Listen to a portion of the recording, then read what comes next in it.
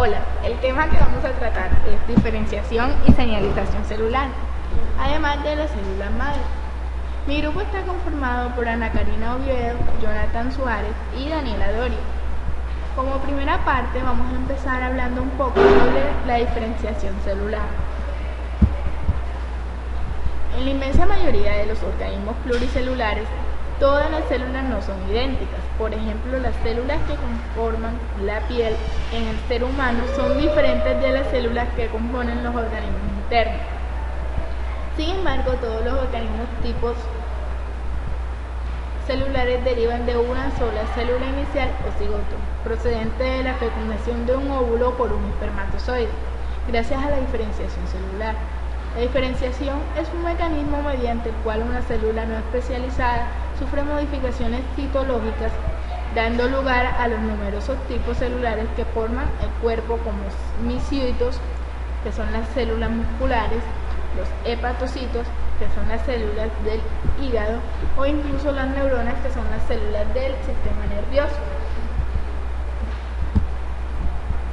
La diferenciación celular, como se explica en este mapa conceptual, es un proceso que implica el flujo de información genética, determinando los modelos de células especializadas que constituyen mecanismos de embriogénesis que explica la organización de la materia. Es decir, es un proceso en el cual las células de un linaje celular concreto sufren modificaciones en su expresión genética para adquirir la morfología y funciones de un tipo celular específico que tienen diferentes al respecto de tipos celulares del organismo. Concepto de diferenciación celular.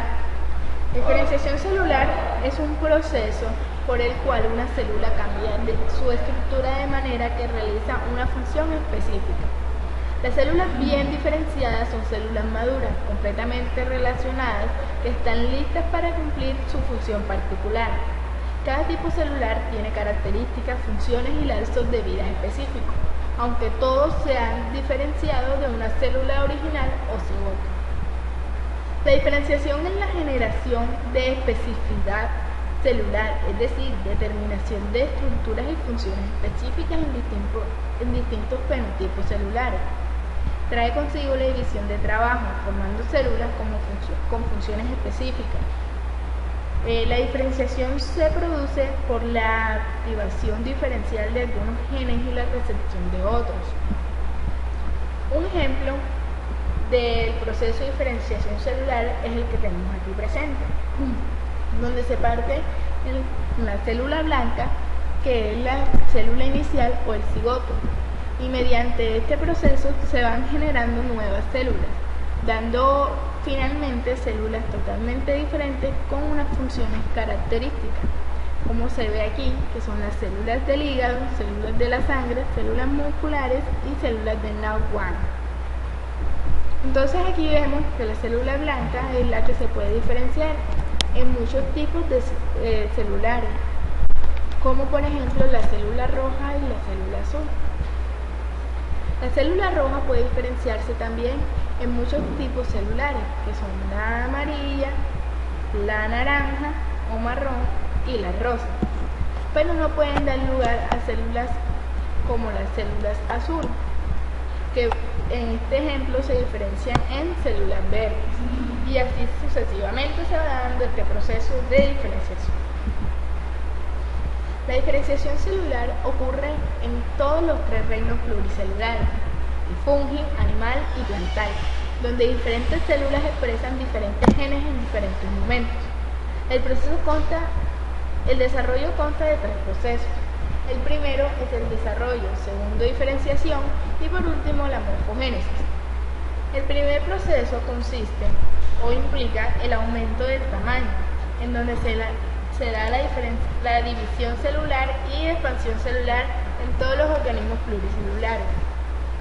El segundo proceso, que toma como nombre diferenciación, es la generación de células especializadas, que es donde se dan las estructuras específicas y la función de cada célula. Por último se da la morfogénesis, que es la formación del cuerpo pluricelular y de sus órganos, en donde se presentan los patrones de formación y la organización de tejidos en estructuras específicas. Señalización celular. Antes de hablar específicamente de este tema, vamos a conocer primero en qué consiste un poco. Las señales celulares están involucradas en la liberación de una señal química por una célula que es reconocida por otras células, usualmente debido a que la célula receptora posee un receptor que es altamente específico para la molécula que actúa como señal. Las señales celulares o comunicación celular es requerida para coordinar el comportamiento celular y es particularmente importante en organismos hechos de muchos tejidos y tipos de células. Los organismos pluricelulares dependen de la señalización celular para su correcto desarrollo, mantenimiento del tejido y homeostasis. ¿Cómo funciona la señalización celular? Una célula puede producir una señal que interactúa específicamente con otra célula. Si damos a esta señal una forma, por ejemplo un cuadrado, entonces la célula receptora tendrá que tener alguna forma de reconocer esta señal. Esto es usualmente un receptor específico en la superficie celular que encaja con la señal. Aquí, en esta imagen que se encuentra en la parte inferior, podemos ver un ejemplo de cómo se va dando este proceso de señalización celular, hablando del ejemplo del cuadro o de otra forma de señal que se dé. Señalización celular.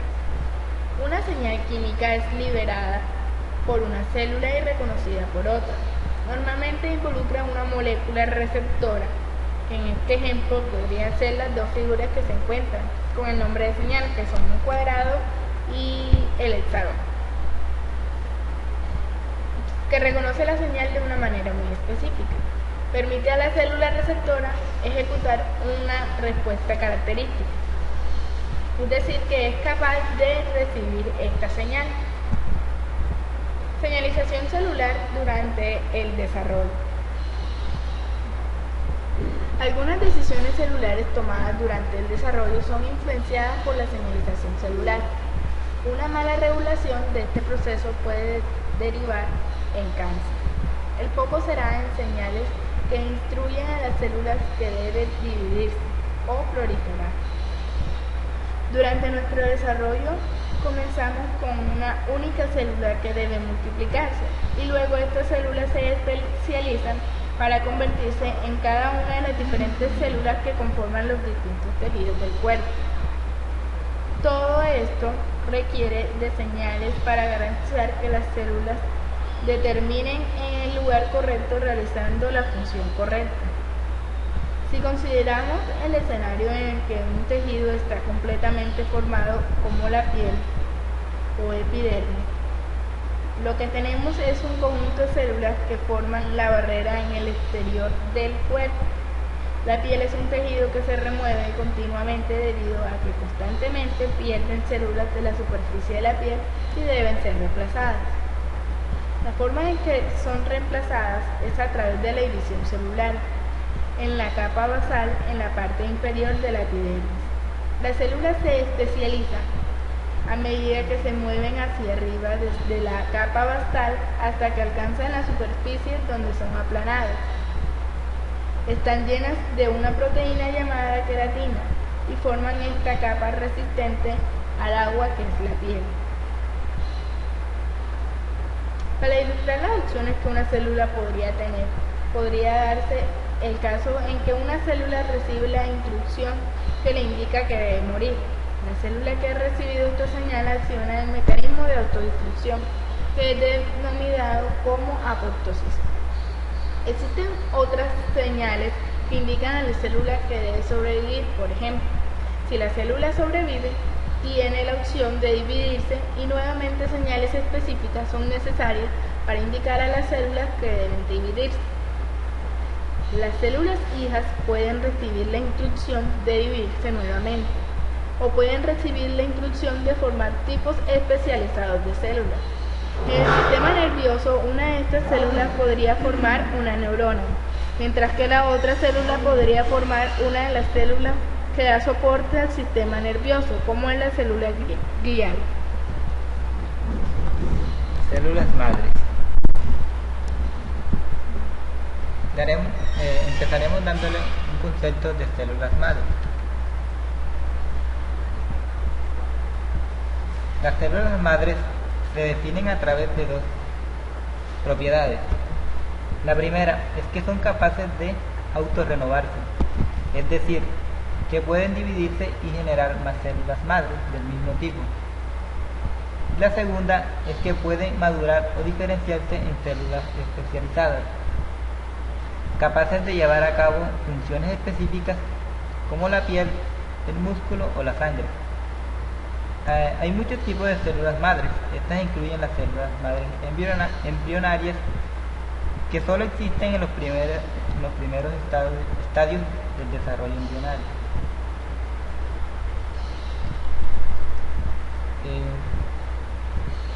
Como podemos ver, existen 4 tipos de células madres, que son las células totipotentes, las pluripotentes, las multipotentes y las unipotentes. Ahora le vamos a hablar de las 3 primeras, que son las totipotentes, las pluripotentes y las células multipotentes. Células madres pluripotentes. Para entender este proceso, primero vamos a darle a reconocer cómo funciona. Cuando el óvulo es fecundado por un espermatozoide, es una célula capaz de generar un nuevo individuo completo. Se trata pues de una célula totipotente, capaz de producir un espécimen completo con todos sus tejidos. Entre los días primeros al cuarto del desarrollo embrionario, la célula original va dividiéndose en varias células. Cada una de estas células, si es separada del resto, es capaz de producir un nuevo individuo completo. Son también células totipotentes. A partir del cuarto día del desarrollo embrionario humano se forma el blastocito. Como vemos en la imagen, se forma el blastocito. El blastocito está formado por 2 capas, una capa externa y una capa interna. La capa externa forma la placenta y los tejidos necesarios para el desarrollo fetal, y la capa interna forma los tejidos del cuerpo humano. Las células del blastocisto ya no son totipotentes, puesto que una célula de estas ya no es capaz de generar un nuevo individuo completo, pero sí son capaces de generar todos los tejidos de un individuo adulto, pero no pueden generar la placenta ni otros tejidos necesarios para el desarrollo del embrión. Estas células internas del blastocito se denominan células pluripotentes. Evolución de la célula madre, capaces de formar la mayor parte de tejidos de un organismo. Aunque pueden producir cualquier tipo de célula del organismo, no pueden generar un embrión. Estas células pluripotentes del interior del blastocito generan a su vez células madres especializadas con una función concreta. La potencia para diferenciarse en cualquiera de las capas germinativas, que son 3, que está el endodermo, el mesodermo y el ectodermo. El endodermo son la capa de revestimiento del interior del estómago y del tracto gastrointestinal. El mesodermo constituye los músculos, los huesos, la sangre y el aparato urogenital. Y el ectodermo, la epidermis y el sistema nervioso. Ahora vamos a hablar acerca de las células madres totipotentes y células madres multipotentes. Las células madres multipotentes tienen las mismas características básicas de todas las células madres. Al igual que con todas las demás, las células madres multipotentes son células no especializadas que tienen la capacidad de autorrenovarse durante largos periodos de tiempo y diferenciarse en células especializadas con funciones específicas. Las células madres adultas multipotentes son considerados por su potencial de especialización, que se limita a una o más líneas celulares. Sin embargo, una célula madre pluripotente, también conocida como célula madre mesenquimal, pueden dar lugar a varios tipos de células. Esta célula madre en particular puede dar lugar a un hueso, músculo, cartílago, grasa y otros tejidos similares. Las células madres totipotentes pueden crecer y formar un organismo completo, tanto los componentes embrionarios como, por ejemplo, las 3 capas embrionarias, el linaje germinal y los tejidos, que darán lugar al saco vitelino, como los extraembrionarios como la placenta, es decir, pueden formar todos los tipos de células. La célula madre totipotente por excelencia es el cigoto, formado cuando un óvulo es fecundado por un espermatozoide.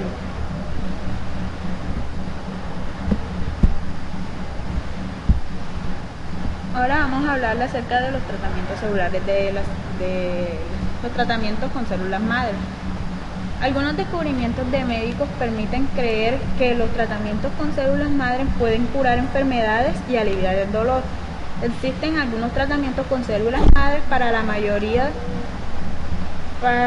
la mayoría todavía se encuentran en una etapa experimental. Investigaciones médicas anticipan que un día, con el uso de la tecnología derivada de las investigaciones para las células madres y adultas y embrionarias, se podrán tratar el cáncer, diabetes, lesiones de espina dorsal y daños en los músculos, entre otras enfermedades. Muchos tratamientos prometedores para enfermedades graves han sido aplicados usando células madres adultas. La ventaja de las células madres adultas sobre las embrionarias es que no hay problema en que sean rechazadas, porque normalmente las células madres son extraídas del paciente. Todavía existe un gran problema tanto científico como ético sobre esto. El científico japonés Shinya Yamanaka, galardonado con el Premio Nobel de Medicina de 2012, advirtió en declaraciones a las periodistas de los enormes riesgos de ciertas terapias con células madres que no han sido ensayadas y que están siendo ofrecidas a las clínicas y hospitales de un número creciente de países. Las células madres podrían tener multitud de usos clínicos y podrían ser empleadas en medicinas regenerativas, inmunoterapias y terapias génicas. De hecho, en animales se han obtenido grandes éxitos con el empleo de las células madre para tratar enfermedades hematológicas, diabetes de tipo 1, Parkinson, destrucción neuronal e infartos. Pero aún en el 2012 no existían estudios concluyentes en humanos y en las agencias españolas del medicamento, dependiente del Ministerio de Sanidad, advirtió en octubre de 2012 sobre el riesgo de un uso indiscriminado. Ahora vamos a hablarle acerca de las controversias con las células madre. Dentro de la comunidad médica existen diferentes posturas, entre ellas que los blastocitos o embriones son organismos vivos que dentro de 9 meses serán seres humanos con derechos. Por esto no es ético el destruir el blastocito o embrión para obtener la célula madre. Mientras que otros consideran que en la edad temprana de un embrión lo que se tiene es un brote de célula con una masa interna. Además de los problemas éticos que conlleva la destrucción del blastocito, también se encuentra antiético el hecho de que necesiten una cantidad alta de óvulos para la creación de embriones, que serán destruidos luego y cómo se obtienen esos óvulos. La donante de óvulos es tratada primero con algunas drogas y hormonas para que ésta cree muchos óvulos que serán donados. Estas drogas pueden traer problemas de salud, lo cual es antiético hacer daño a una paciente con conocimiento. El hecho de que estas células actualmente impliquen el uso de embriones humanos y de tejidos cadavéricos fetal conlleva un cuidadoso examen de las cuestiones éticas relacionadas con el progreso de la investigación biomédica.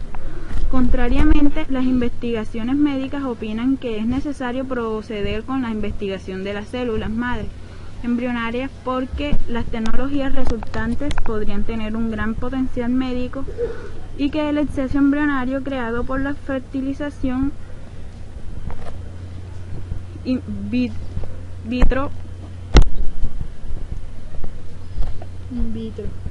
vitro puede ser donado para la investigación. Esto en cambio produjo conflictos con el movimiento pro-life, pro-vida, que adjudican la protección de embriones humanos.